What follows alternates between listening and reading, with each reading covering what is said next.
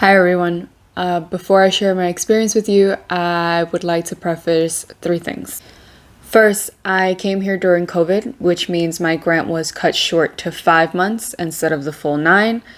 It also means that I experienced COVID Spain, not lively Spain. Second, I will repeat some things that I probably mentioned in my 2-month update video of Fulbright to either clarify some things or give more details about.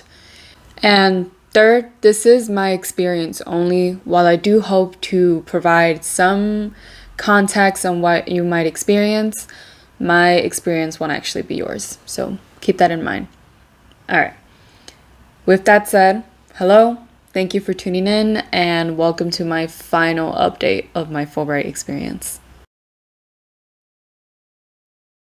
This is my first time living abroad. I didn't know what to expect. All I knew is that I needed to get away from home for a little while. I wasn't in my best state, as many of us experienced in 2020, and I needed some distance to reflect on my own. Being awarded a Fulbright grant couldn't have been timed more perfectly. And so, despite being in the midst of the pandemic, I left and started my journey abroad in Vigo, Galicia, Spain. Being placed in Galicia instead of Madrid or Barcelona was the best thing that could have happened to me. Galicia, and especially Vigo, has the perfect balance between mountain and beach. And because of that, there is an endless number of beautiful sceneries I came across. But it was a drastic shift coming from New York City, and there were a handful of cultural differences that I had to get used to. For instance, stores and supermarkets being closed on Sundays, or the cuisine being mainly seafood-based and not heavy rice like it is in Ecuador. People's mannerisms, especially in the work environment, is more casual instead of formal like it is in the US. Spanish folks are friendly and welcoming to foreigners, mainly because it gives them a chance to practice their English. And the pace of life is much slower here compared to New York. And all of these cultural differences are obvious and one of the best parts of living abroad, but it does take time to adjust. It took me at least 4 months to settle, which is unfortunate given that my grant is nearly done. But it's alright. For those of you with the full 9 months, good. You'll need it.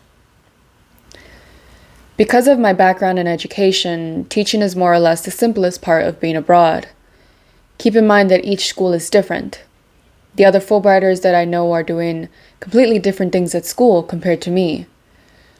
My main task is to teach about American culture while simultaneously getting the students to practice their English throughout the lecture. For me, it is somewhat easy to construct lessons, not only because of my education background or the straightforwardness of what is being asked of me, but I get along with the students, which makes all the tasks I need to accomplish feel like a breeze. It's enjoyable to be in a setting where the students and I like each other's company. Also, I admit, as a foreigner, getting their attention isn't that difficult. But for the most part, our personalities match. And if they ever don't, I ask the students what I could do better to encourage conversation in the classroom. If I were to offer advice when teaching abroad of how to genuinely connect with students and facilitate a positive learning environment, I would say you should be open and honest with your students so they reciprocate that same attitude with you. Remember, you're representing the United States, so students will have many questions that may be considered taboo or restricted unless they feel comfortable asking you. For instance, after I gained students' trust, many of them asked me about gun laws, smoking, racism, and even why the N-word has such a bad stigma in the US. I answered with the most appropriate response I could think of and admitted if I didn't know something. Also, I find that asking students to translate words or paragraphs that I can't do in Spanish is effective in demonstrating that we are all learners. They feel good when they know something that I don't. In short, I model behavior. That is, I do my best to deliver as an educator, so I expect they will do their best as a student. Lastly, understand that it's normal to not connect with each class. And that's okay, so long as you're trying and fulfilling your duties. Anyway, I contemplated a lot what would be the best middle ground of how to publicly share the most difficult part of my Fulbright experience. And I think saying learning how to be independent summarizes it in a nutshell. I'm not talking about finance or apartment hunting or any other technical parts of being an adult. No, I'm talking about relying on myself when I feel sick to feel better, or making sure I'm eating my vegetables without my mom wagging her finger at me, or cooking in general for that matter. I'm talking about learning who I am as a person away from my loved ones and making sure I am okay. I had to depend on myself in ways I hadn't considered before because I always had support minutes away for something as simple as a comfort hug. And I, of course, have people in Vigo to speak to when I'm not feeling well, but getting to that state of comfort takes time, and it unfortunately took me nearly my entire grant to finally feel settled in. And my meeting people was the second most difficult part of living abroad. And not because it was a negative experience, but rather because it was very unfamiliar during the first half of my grant.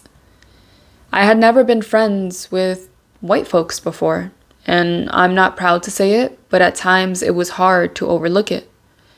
I grew up in a neighborhood that was predominantly Latinos and Black folks, attended schools with that same demographic of people, and so those were the people I interacted with. I was never in a friend group where our lives contrasted to a noticeable extent. And while it was fascinating to learn about their upbringing and exciting to share my own, I also felt lonely that I wasn't able to relate to many things they bonded over or contribute to a conversation they might have been having. And because they all had similar personalities, it was easier for them to get closer to each other quicker than with me. This brings me back to my point of having a difficult time learning how to be independent. Again, not with the technical parts of being an adult, but with the emotional and mental support I needed to learn how to offer myself, of remembering to value myself and feel secure even when I am with new people. And just to clarify, this was a personal problem that had nothing to do with the other Fulbrighters. They were great, and it was an absolute pleasure to form friendships with them. But in that came a lot of self-reflection and growing opportunities for me.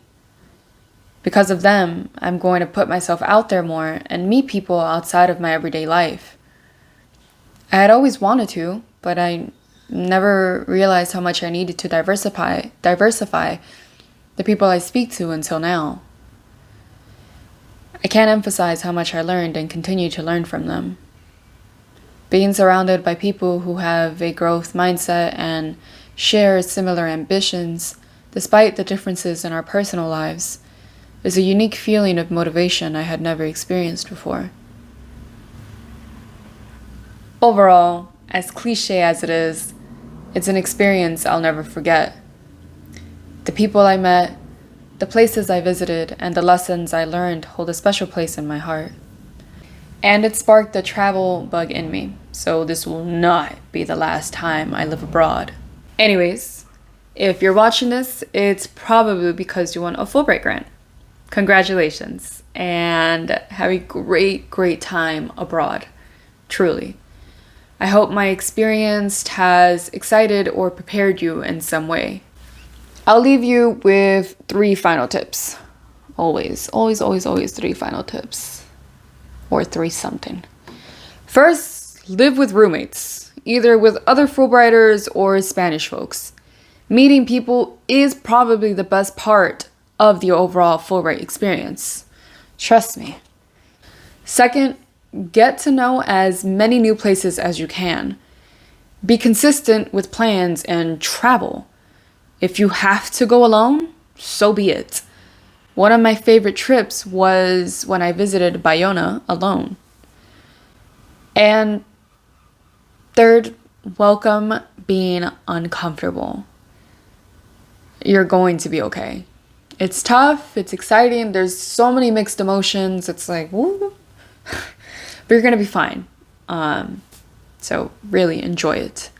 And be proud. You got a Fulbright. Shimmy, shimmy, shimmy your way abroad. Shimmy, go. Go abroad. Have fun. And learn. And do all that cliche stuff what you and I have all heard before. Enjoy. And if you have any questions or comments, just leave them down below and I'll get back to you. Okay.